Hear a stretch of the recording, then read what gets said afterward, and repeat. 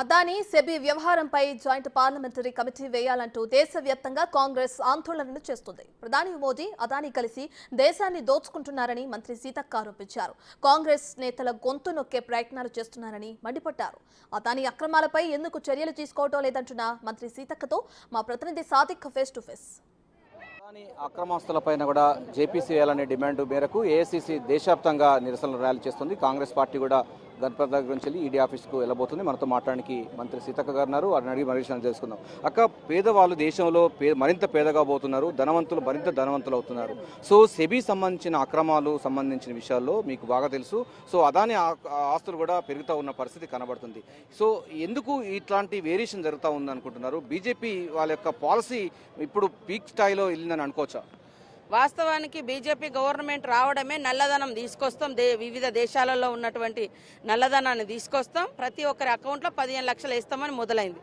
కానీ ప్రతి ఒక్కరి అకౌంట్ల నుంచి ఆదాయాల నుంచి మరి ఆర్థిక వ్యవస్థను 140 కోట్ల మంది పేదరికాన్ని లేదా ప్రజల యొక్క అవకాశాలను ఇబ్బందులను లేదా ప్రజా సంస్థలన్నీ కూడా ఒక ప్రైవేటు వ్యక్తి చేతుల్లో పెట్టి ఇవాళ లక్షల కోట్లకు ఆదాని ఆస్తులను పెంచడం జరిగింది.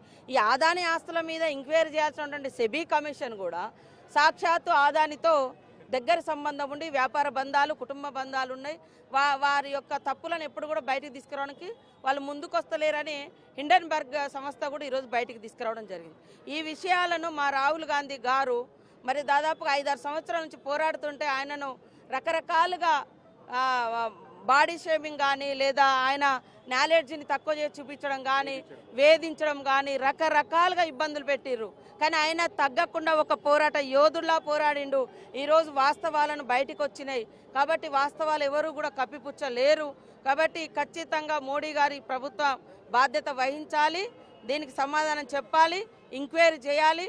మరి ఈడీలు అయితే చిన్న చిన్న వాళ్ళ మీద లేదా లోకల్ పార్టీ లీడర్స్ మీద లేదా ఇతర ఇప్పుడు జార్ఖండ్ ముఖ్యమంత్రిని తీసుకుపోయి జైలు వేసిండ్రు, లేకుంటే ఇంకొకడ లేకుంటే సాక్షాత్తు వాళ్ళ పార్లమెంటు మెంబర్లు అంటున్నారే మీరు గట్టిగా మాట్లాడితే మీ ఇళ్లకు ఈడీని పంపిస్తామని సాక్షాత్తు పార్లమెంట్లోనే. సో ఇట్లాంటివి జరుగుతున్నాయి. మరి ఈడీ ఎందుకు నోరు మెదపడం లేదు ఈ విషయంలో? మరి ప్రభుత్వ సంస్థగా ఒక రాజ్యాంగబద్ధ సంస్థగా ఉన్నటువంటి ఈడీ సంస్థ కేవలం బీజేపీ వాళ్ళని ప్రొటెక్ట్ చేస్తూ ప్రతిపక్షాల యొక్క గొంతు నొక్కేటువంటి కార్యక్రమాన్ని వాళ్ళు ఇన్నాళ్ళు చేసుకుంటూ వచ్చారు. కాబట్టి దాని మీద పూర్తి విచారణ చేపట్టాలనేది మా డిమాండ్. అంటే మొదటి నుంచి కాంగ్రెస్ పార్టీ అనేక సంస్కరణలు తీసుకొచ్చింది. ఈ సంస్కరణల రూపకల్పైనటువంటి రాజీవ్ గాంధీ విగ్రహాన్ని కూడా ఇక్కడ ఉన్నటువంటి ప్రతిపక్ష సంబంధించిన బీఆర్ఎస్ పార్టీ వాళ్ళు కూడా వ్యతిరేకిస్తున్నారు. ఎట్లా చూస్తారండి ఈ సంస్కరణలకు వ్యతిరేక? వాళ్ళు ఇంతవరకు కూడా ఈ అంశమైన జేపీసీ చేయాలని కూడా ఒక్క డిమాండ్ కూడా చేయలేదు. ఈరోజు దేశంలో ఉన్న ప్రతిపక్షాలన్నీ కూడా బీజేపీయేతర పక్షాలన్నీ కూడా హిడెన్బర్గ్ ఇచ్చినటువంటి నివేదిక ఆధారంగా లేదా పూర్తి స్థాయిలో విచారణ చేపట్టాలంటే ఈ సమస్యను డైవర్ట్ చేయడం కోసము మరి కేటీఆర్ వారి పార్టీ కేసీఆర్ వారు ఈ యొక్క ఈడీ ఆఫీసుల ముందు ధర్నా చేయడాన్ని యాంటీ బీజేపీ ధర్నాలను పక్కదారి పట్టియడం కోసం పబ్లిక్ మూడు డైవర్ట్ చేయడం కోసము ఇవాళ రైతు రుణమాఫీ గురించి మాట్లాడతారు. రైతు రుణమాఫీ గురించి మాట్లాడే అర్హత వాళ్ళకుందా? ₹1,00,000 4 ఏళ్ళు తప్పించుకుంటే మళ్ళీ 40,000 వడ్డీలు పెరిగినాయి అని చెప్పే రైతులు అనేక మంది ఉన్నారు. ఇవాళ గతంలో చాలా మందికి వీళ్ళు రుణమాఫీ చేయలే. దాంతో అలాంటి రైతులు కూడా ఇప్పుడు మిగిలిపోయారు. ఎందుకంటే మన గవర్నమెంట్ తీసుకున్నది ఏంటి?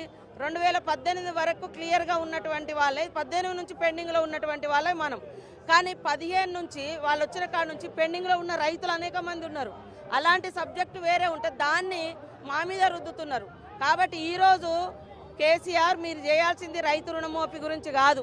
దేశమంతా బీజేపీ వ్యతిరేక పార్టీలు లేదా బీజేపీయేతర పార్టీలన్నీ కూడా ఈ దేశ సంపద ఒకరిద్దరి చేతులలో పోతుంది, ఆదాని చేతిలోకి. దాని మీద విచారణ చేపట్టాలి, దానికోసం జేపీసీ వేయాలి అని పోరాడుతుంటే మీరేం చేస్తున్నారా? మీరు ఇవాళ మేము రైతు రుణమాఫీ చేస్తే దాన్ని పక్కదారి పట్టించి ఏదో రాజకీయ పబ్బం పొంది మోడీకి మేలు చేయాలనే ఉద్దేశంతో మీరు చేస్తున్న ధర్నా, అంతకంటే ఇంకోటి ఏం లేదు. ప్రధానంగా చూడండి, సెబీ అదేవిధంగా అదానీ ఆస్తులపైన జేపీసీ వేయాలని కూడా మంత్రి సీతక్క చెప్తున్నారు. సో గన్పార్క్ దగ్గర కాంగ్రెస్ పార్టీ శ్రేణులు, ఎమ్మెల్యేలు, ఎమ్మెల్సీలు అందరూ కూడా ఇక్కడ ధర చెంది బీజేపీ అనుసరిస్తున్నటువంటి ఉదార విధానాల వల్ల దేశవ్యాప్తంగా ఆర్థిక సంక్షోభం కూరుకుపోయే ప్రమాదం ఉందని కూడా మంత్రి సీతక్క హెచ్చరికలు జారీ చేస్తున్న పరిస్థితి కనబడుతుంది. కెమెరా శంకర్తో కలిసి సాదిక్, బిగ్ టీవీ, గన్పాక్, హైదరాబాద్.